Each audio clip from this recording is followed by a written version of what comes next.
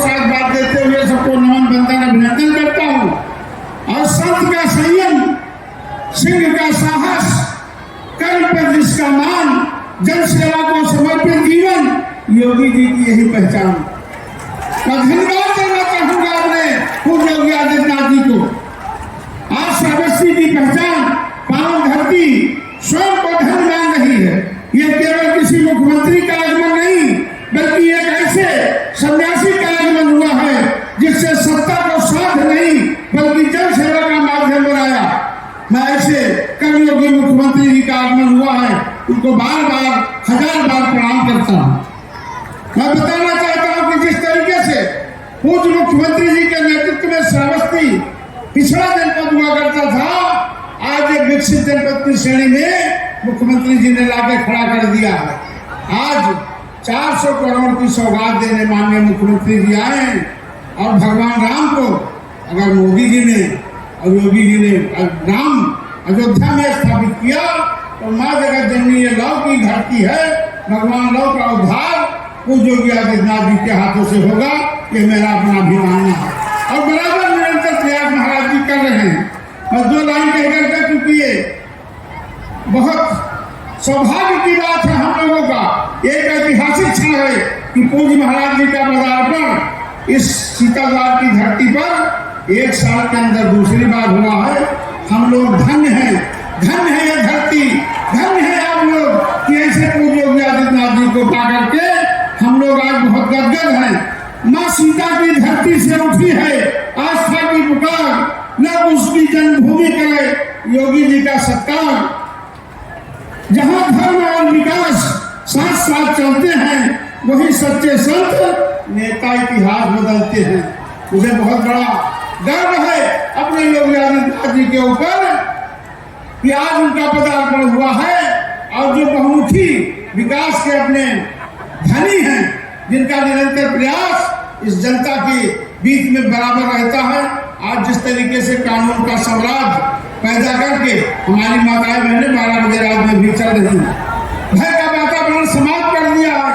मैं भगवान से प्रार्थना करता हूँ हमारी उम्र में से 10 साल उम्र महाराज जी को मिल जाए, ये लंबे सताए हो, दीर्घायु हो। और मैं बता रहा हूँ किसी आराम में समझ जानी, अब करहु प्रणाम जोर जो पानी। ये चौपाई सिखाती है कि जहाँ मर्यादा पुरुषोत्तम सेवा धर्म और लोग मंगल भाव में हो, वही रामत्व का प्रकाश होता है। माता सीता का त्याग धर्म के प्रति अटूट समर्पण भारतीय संस्कृति की यात्रा है। उसे लोकार्पण और जन सेवा की भावना से आज हम उत्तर प्रदेश के नेतृत्व को अनुभव करते हैं। मैं पूरा का पूरा समय अपने पूज्य महाराज जी को देते हुए, उनको प्रणाम करते हुए मैं अपनी वाणी विराम देता हूँ। जय हिंद, जय भारत। 42 विकास परियोजनाओं का लोकार्पण और 41 विकास परियोजनाओं का शिलान्यास।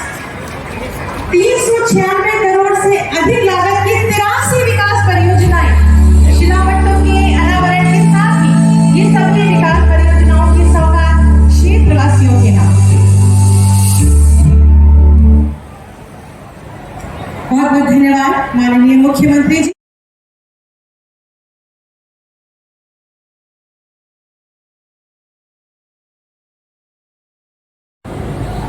कोई वसूली नहीं। पहले नौकरी के नाम पर कोई विज्ञापन निकलता था, चाचा भतीजे की जोड़ी वसूली के लिए निकल पड़ती थी। सिंडिकेट हावी हो जाते थे। श्रावस्ती का नौजवान नहीं आता था, बहराइच का नहीं, बलरामपुर का नहीं, गोंडा का नहीं, सिपाही सिंडिकेट का कब्जा होता था। उनकी पर्ची चलती थी और पर्ची पे जब खर्ची मिलती थी तब जाके नियुक्ति पत्र प्राप्त होता था। यही तो था यूपी का हाल। और तब न्यायालय इस पर रोक लगाती थी। आज जब नियुक्ति पत्र वितरित करता है तो श्रावस्ती का नौजवान भी नियुक्ति पत्र प्राप्त करता है। याद करना, यूपी पुलिस हो, शिक्षक की भर्ती हो, आंगनबाड़ी भर्ती हो या Uttar Pradesh public service commission या अधीनस्थ सेवा चयन आयोग की किसी भी परीक्षा में श्रावस्ती के नौजवान को भी सरकारी नौकरी मिलती है। आज निवेश एनसीआर में नहीं, श्रावस्ती में भी निवेश होता है। आज माफिया नहीं, बल्कि वन डिस्ट्रिक्ट वन प्रोडक्ट है। और अभी हम one district one medical college की तरफ भी, श्रावस्ती की तरफ भी आ रहे हैं। अब बच्चा